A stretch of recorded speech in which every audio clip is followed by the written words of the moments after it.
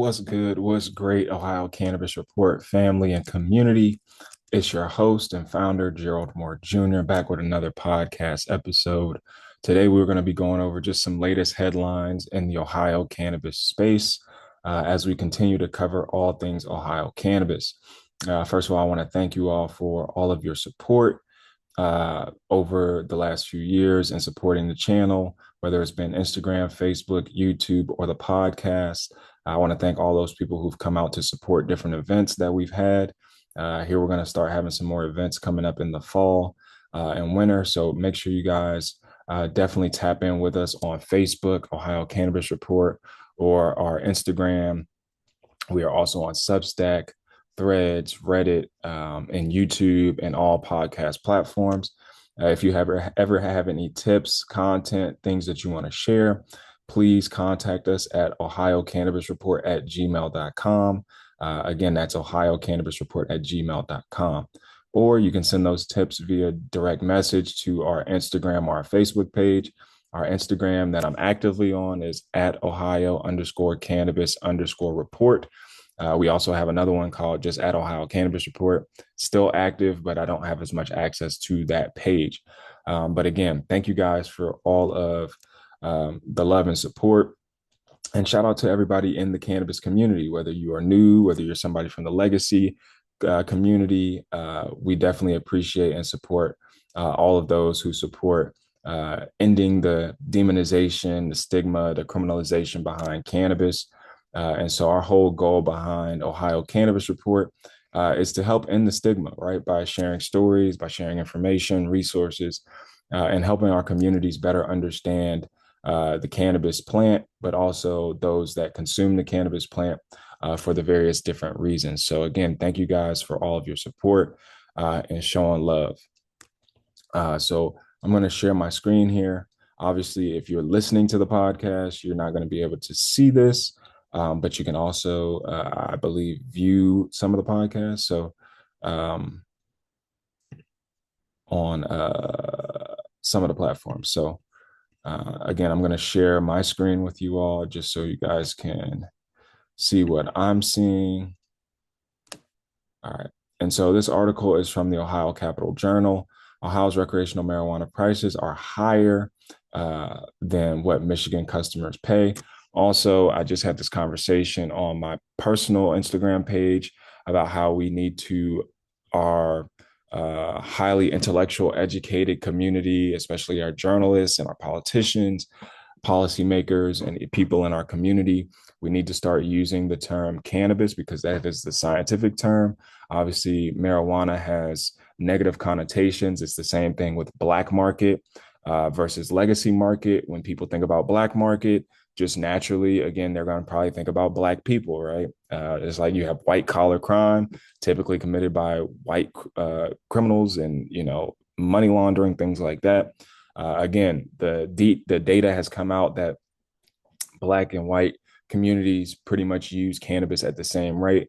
Typically, we're not selling cannabis at the same rate because we come from different socioeconomic classes. So oftentimes we don't have the same access to means of production, right?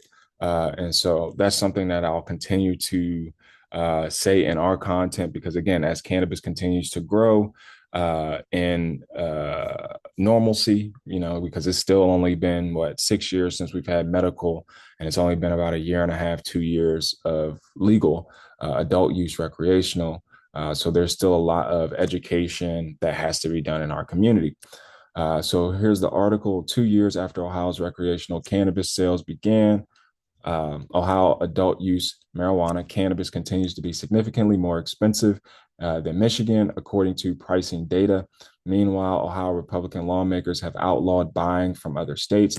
Obviously, people say it was already illegal. Yes, it's federally illegal to transport cannabis across state lines. But the thing is, you have two legal states, Michigan and Ohio. So again, citizens don't want our police officers wasting funds and resources and taxpayer dollars on criminalizing people for cannabis. The cheapest ounce of marijuana cannabis in Ohio is $112, while the cheapest ounce in Michigan is $6.99. I don't know if that's true. I don't know if they mean $69.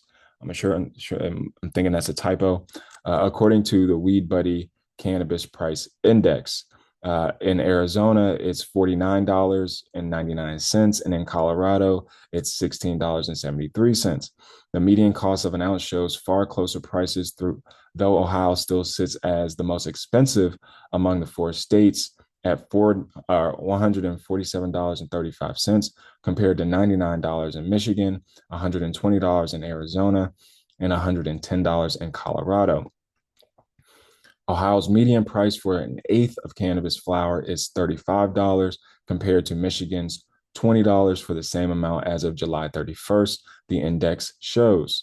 Quote, price is going to be one of the most important aspects in terms of determining where they purchase cannabis, end quote, said Morgan Fox, political director for the National Organization for the Reform of Marijuana Laws.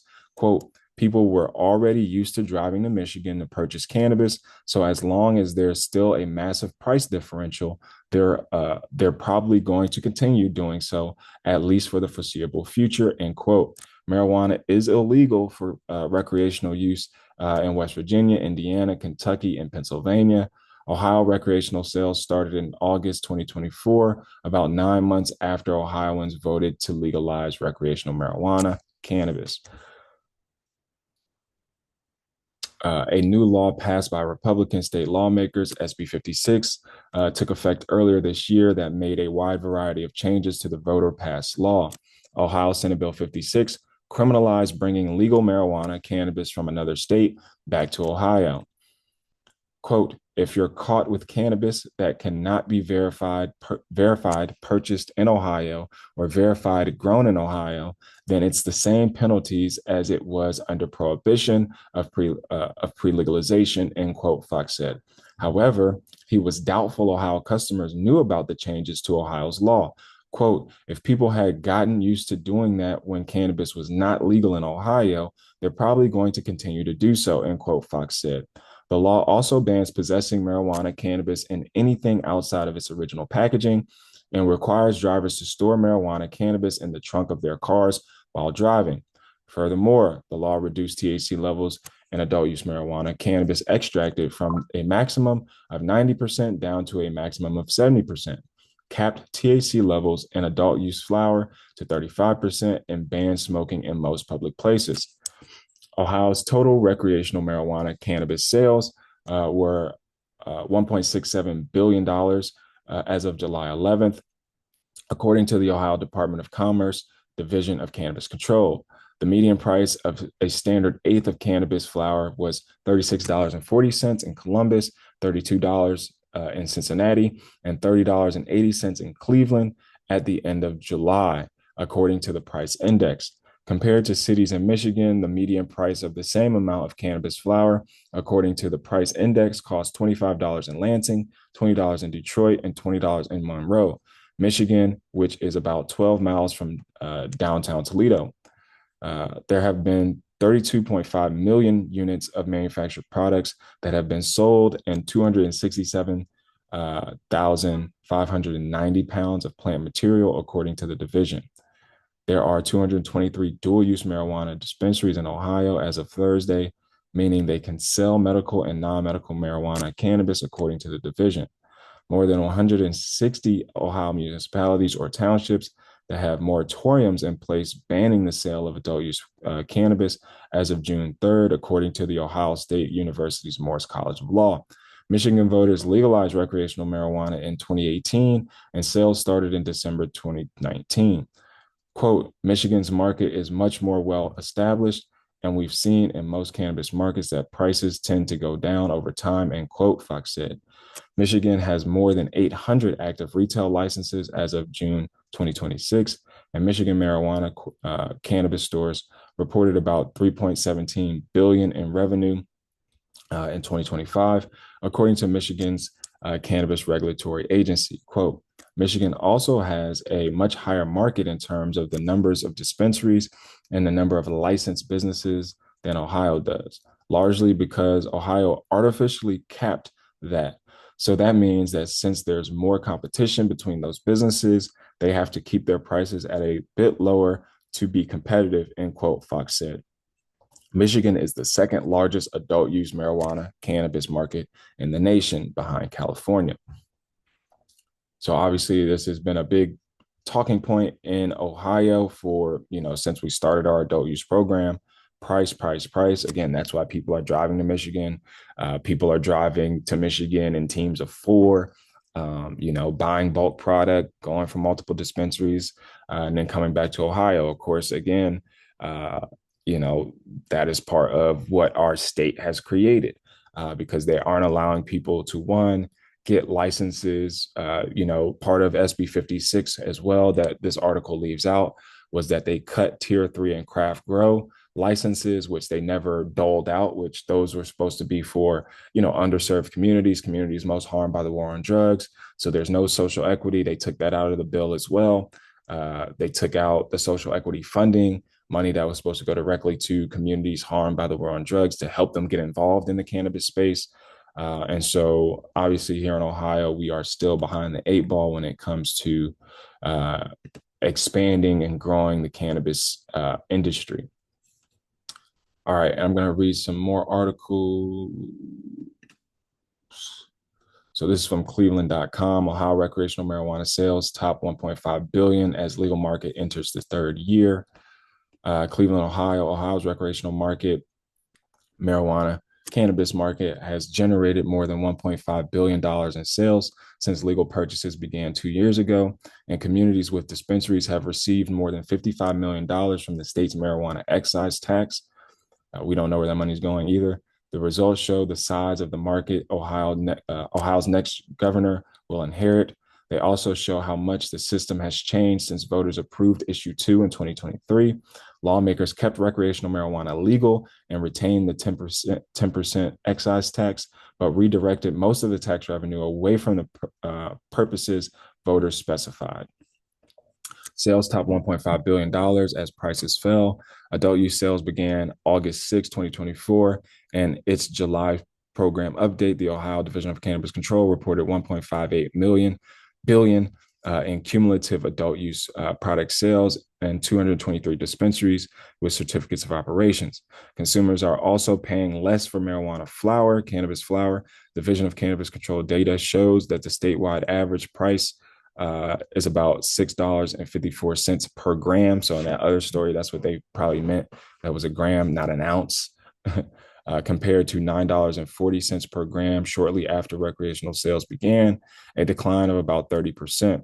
The figures establish that prices fell as the legal market developed, but do not establish how much of a decline was caused by increased supply, competition, or other factors. We also have a bunch of MSOs. We have 9 MSOs that were sued by the state attorney general for fixing prices and basically creating a cartel within the MSO space.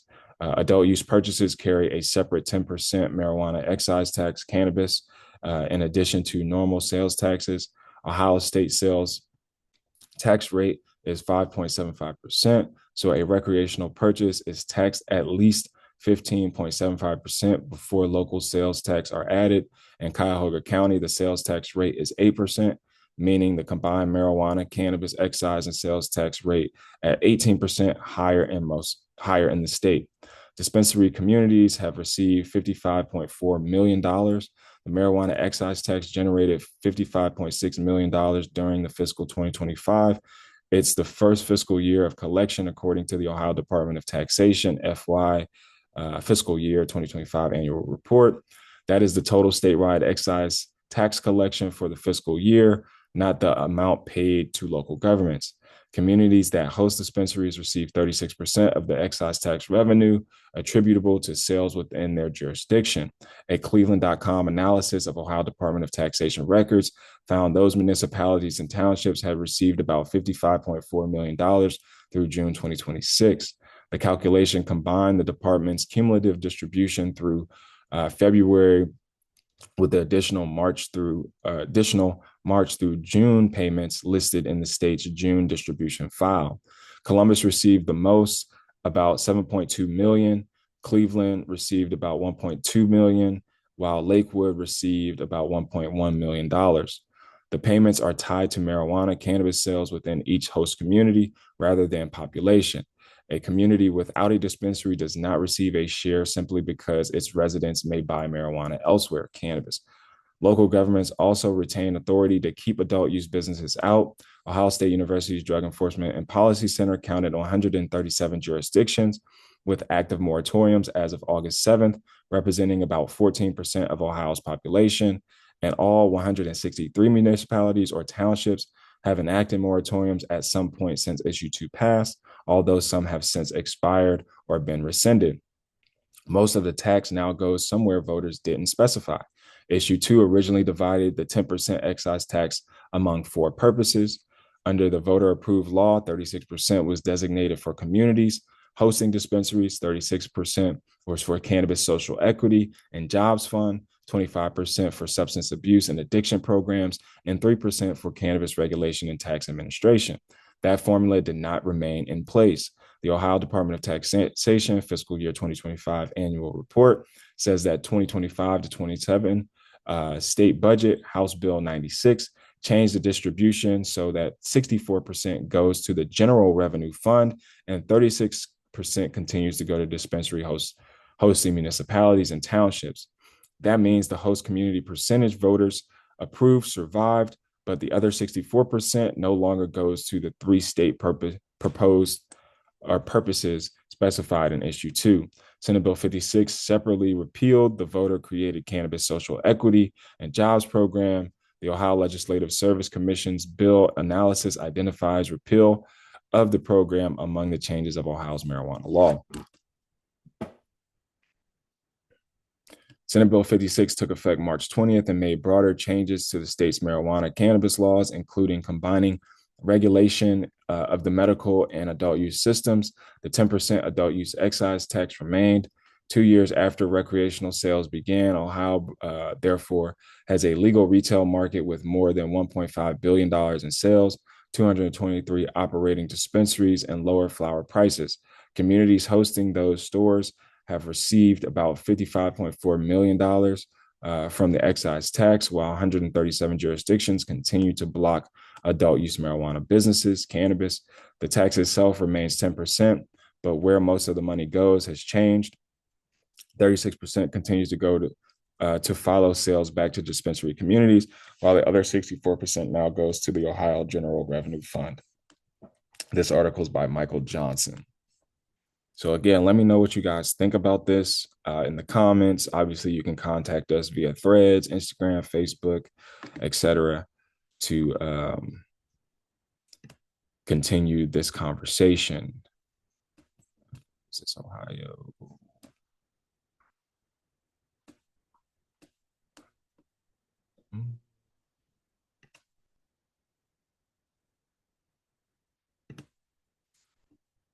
Another Cleveland.com article, Ohio governor candidates roll out marijuana cannabis stances except Ranswamy. Columbus, Ohio, Democratic gubernatorial hopeful Amy Acton and Libertarian rival Don Kissick each say that if elected, they would keep Ohio's voter-approved recreational marijuana cannabis laws in place. But Republican Vivek Ramaswamy's stance on what he'd do about cannabis policy as governor remains hazy. In 2023, Ohio became the 24th state to legalize recreational marijuana cannabis for people age 21 and older, as more than 57% of voters approved the ballot measure called Issue 2 to change the law. I'm not buying their thing. There should be more articles on it.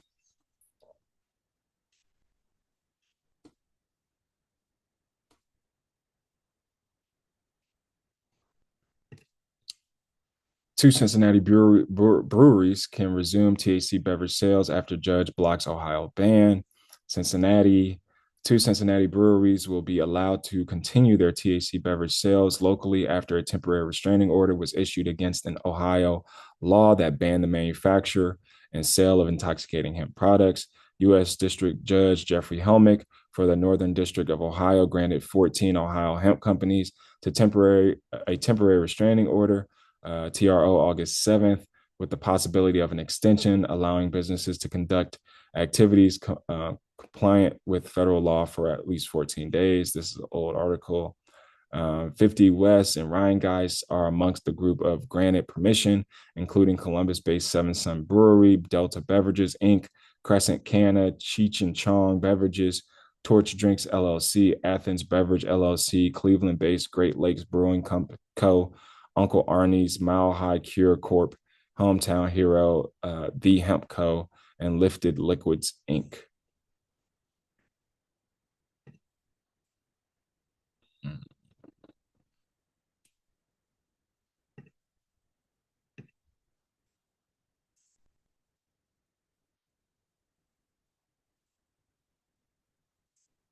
So again, let me know what you guys think about uh, all of this, Uh,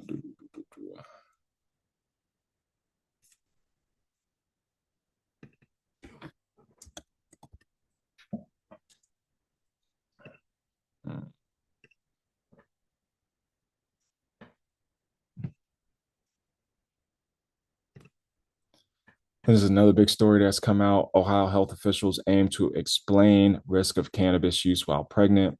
Columbus, Ohio, some of the state's top health professionals are worried about the growing acceptance of cannabis use and misconceptions about its safety.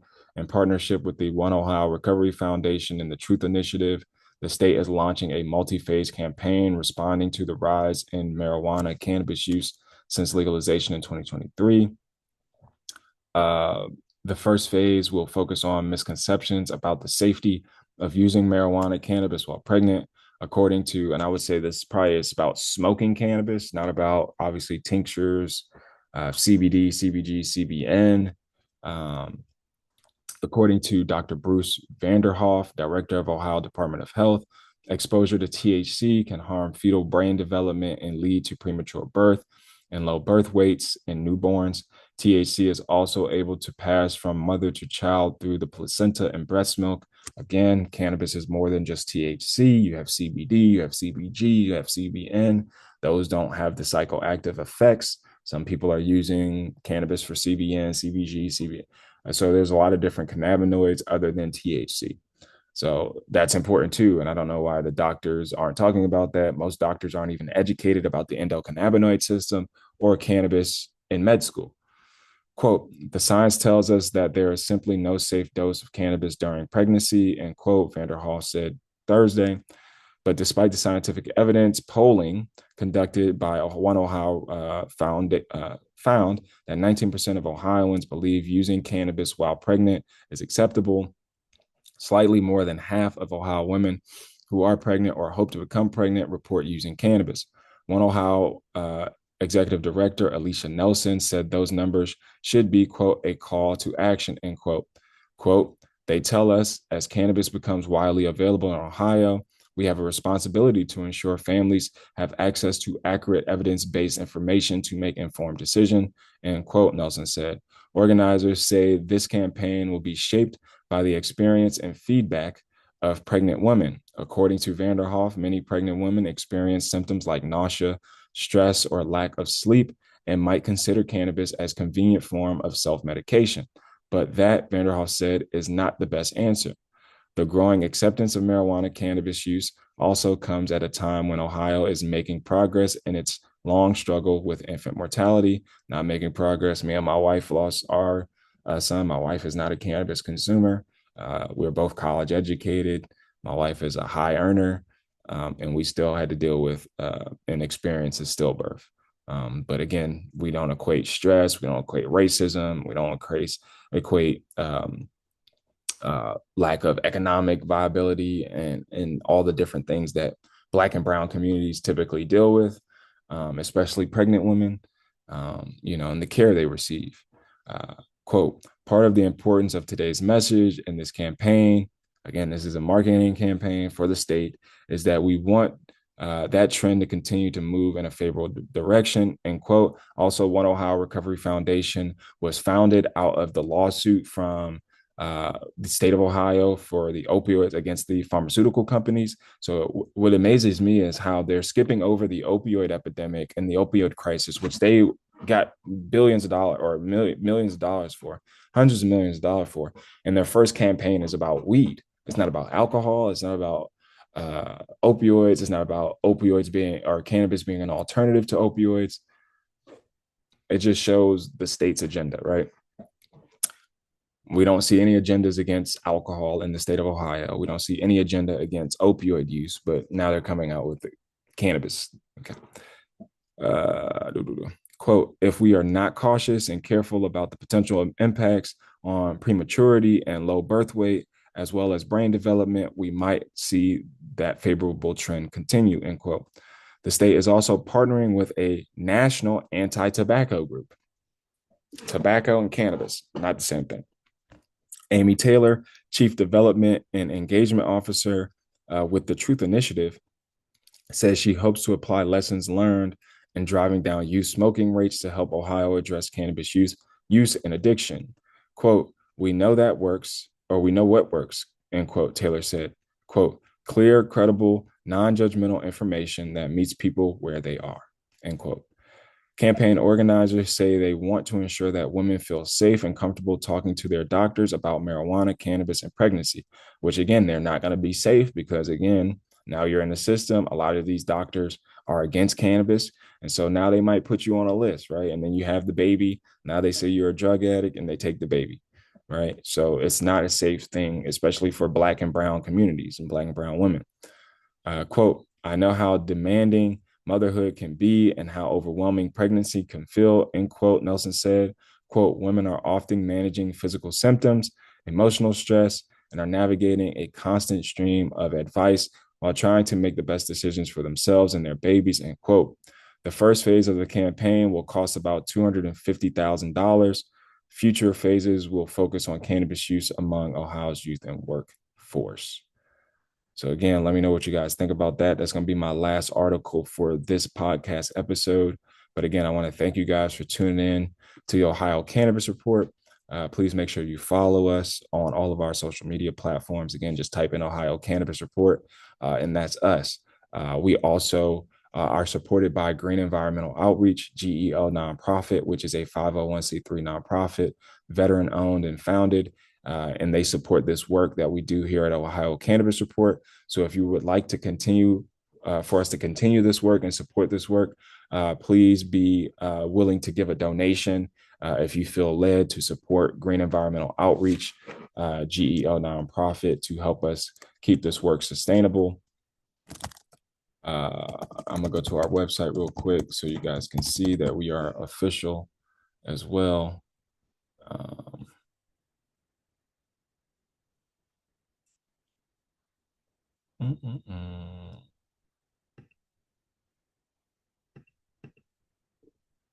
All right, let's make sure you guys can still see it. So this is our website, Green Environmental Outreach. Green Environmental Outreach mission statement at Green Environmental Outreach GEO. We empower underserved communities through environmental sustainability, education, and wellness. Based in Springfield, Ohio, but we are a global-minded organization, and we work all throughout the state of Ohio. I'm based in Columbus as the president. We turn neglected spaces into vibrant gardens, provide free health resources, and uplift families through hands-on learning and advocacy. Together, we're building a greener, healthier, and more just future. So these are some of the things that we work on: community health and wellness, environmental sustainability and education, resource distribution and community support, and then advocacy and leadership development. This is one of our board members, Dr. Craig. He is a hemp and cannabis professor at the Land Grant Institute, HBCU, Central State University. And so again, we have educators on our team. We have a heart surgeon on our team as well. This is some of our team as well. This is me right here as the president. This is our CEO. One of our board members, Mary, one of our founding members of the organization, Angie Tyree, and her husband. And so these are pictures from some of our cleanups. This is our garden in Springfield, Ohio. We turned 3 vacant lots into a community garden. And so we do different initiatives in the community, again, to bring awareness to environmental justice issues, social justice issues, etc. So again, if you feel led to support our work, you can do so via this platform, or you can go on you can go on GoFundMe, you can go on Give Butter. There are a lot of different platforms that we accept support. So again, thank you guys for all the support of the Ohio Cannabis Report. I am your host and founder, Gerald Moore Jr., signing off.